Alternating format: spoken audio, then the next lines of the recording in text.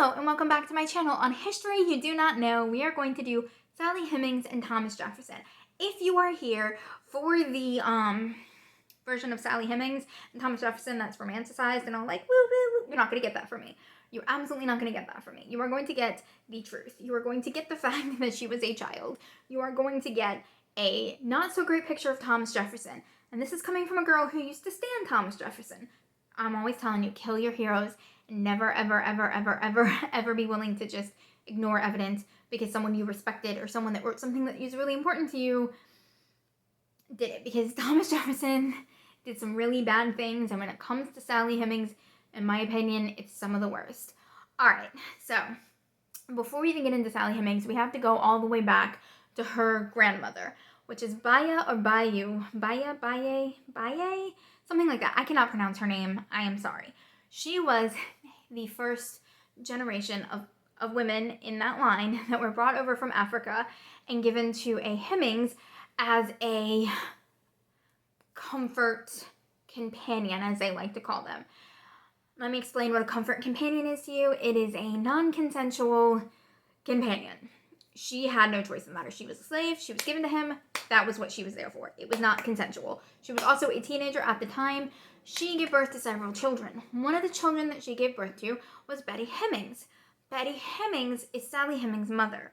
She was the comfort companion to Martha Jefferson's dad, and he fathered several children with Betty Hemings. He died shortly after Martha Jefferson married Thomas Jefferson, and Betty Hemings and all of her children, including Sally Hemings at the age of 2, were given to Martha Jefferson and were sent to live at Monticello. Now, why do I keep mentioning Sally's age? Sally was 2, Martha was a grown adult, married to Thomas Jefferson. This is going to be important in the future. So remember, when she went to live at the Jefferson plantation, she was 2. All right. One luxury that Sally had that not a lot of slaves had that I'm not going to romanticize it, but I'm going to tell you the truth. A lot of slave children did not get the luxury of growing up with their parents and the rest of their family. They were torn apart and sold as cattle, as property. Not going to sugarcoat it for you. But Sally Hemings was fortunate enough to stay with her mother and all of her siblings. She was also very white passing, which allowed her to be a housemaid in the Jefferson household. And at the age of 6, she was made to be a lady's maid to Martha Jefferson's children, her daughters. And 6. Remember, 6 is important. She did this for 3 years while Martha Jefferson was alive. She was 9 when Martha Jefferson died. This was right before the Revolutionary War. Thomas Jefferson was inconsolable. We had the Revolutionary War. I am going to bypass all of that stuff because we already know about the Revolutionary War. You don't need me to explain it to you.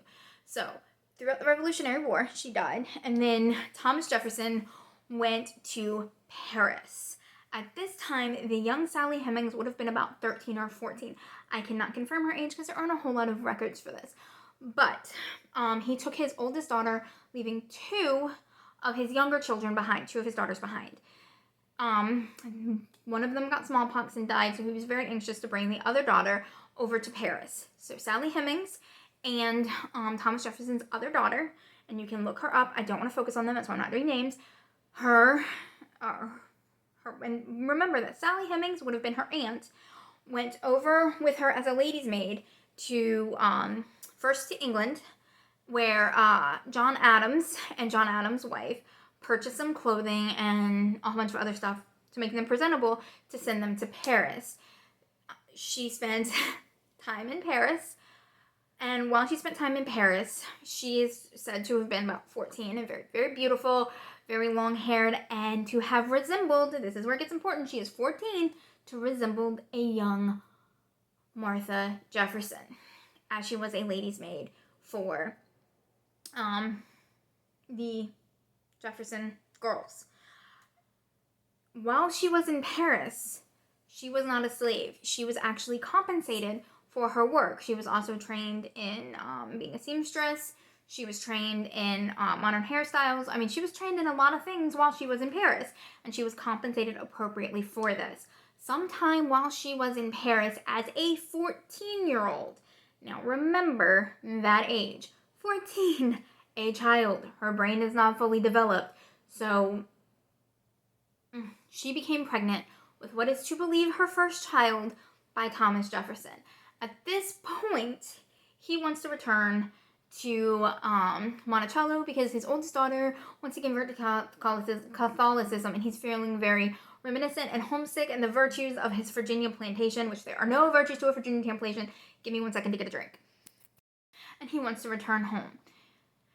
But he has a problem. Thomas Jefferson has a problem. He wants to bring back this pregnant 14-year-old Sally Hemings, who doesn't want to go back and be a slave. I don't know how he manipulated her. A lot of people say she made a deal and she was an expert deal maker. No, she was a 14-year-old child who was manipulated by a 40-something-year-old man to accompany him back to his plantation on the agreement that her children, emphasis on her children, would be freed at the age of 21. Not her children. She is going back into full slavery. You cannot convince me as a woman, as a mother, as a human being in general, that there was not manipulation there. She was a 14-year-old child manipulated by a grown-ass man to go back and be a slave, which she did. She did return, where she then proceeded to live in this tiny, dank room off of Thomas Jefferson's living quarters. It's this tiny, if you look in the research, it's this tiny little room that they hid behind a bathroom. This tiny little dank room where she and her 9 children are rumored to have lived. That, to me, is horrific. Ugh. Alright, so she proceeded to go back. Thomas Jefferson was the president, and she stayed at Mount Vernon. Monticello. I don't know why I keep mixing that up. Monticello. And then he went and he was there, and she had no kids, because there are a lot of people that are going to try and tell you that it wasn't Thomas Jefferson, but it was. She had no kids while he was in Washington, and then had kids after he came back. So I want you to think about that. Every time she got pregnant with her 9 kids, Thomas Jefferson was at Monticello, and that is important, because people are going to say something here in a little bit. Every time he came back to Monticello, she got pregnant. Not consensual. You cannot consent if you are a slave. Nope. Don't even come in my comment section and be like, she was no, she was not his mistress. It was not consensual.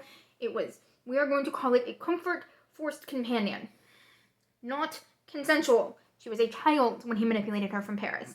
Alright, so we're going to fast forward to the whole thing. Her children were released on their 21st birthday.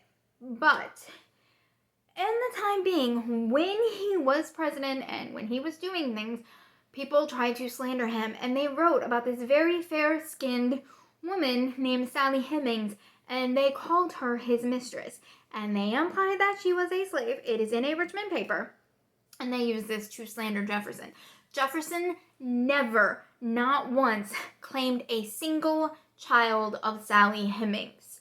But again, he was always at Monticello when she got pregnant with one of her kids. He is the father. To this day, there are people that still try to debate the oral history of the Hemings family and whether those children were fathered by another Jefferson or whether they were fathered by Thomas Jefferson. But if you look at Sally Hemings' history, if you look at the fact that he freed each one of her children when they turned 21, and by freed, he let them run away. They were just written as run away, and he didn't chase them. They weren't really freed. You can put the math together. That is just a brief history of how Sally Hemings did bear Thomas Jefferson's children. And it was not consensual, It was not another Jefferson. He owned slaves. He even wrote a book about how he thought black people were beneath him and all sorts of other really gross things. And it is time that we stop whitewashing over that history. Sally Hemings gave birth to Thomas Jefferson's children, the first one when she was 14. Her mother and grandmother had the same fate as Sally Hemings, and we should absolutely remember that. It should be taught in schools because it is a part of our history. Is it shameful? Absolutely. Absolutely shameful and horrific and a part of our past that is not great, but it needs to be taught and learned, and you can look more into it to yourself. The story is actually really fascinating. I just gave you a brief history there. I'm gonna breathe. So that is history that was not taught to you in school. Sally Hemings was not Thomas Jefferson's mistress. She was not the mistress of anyone else. She did bear Thomas Jefferson's children, 9 of them, which he never claimed because he was a douche. Alright guys, I will see y'all later.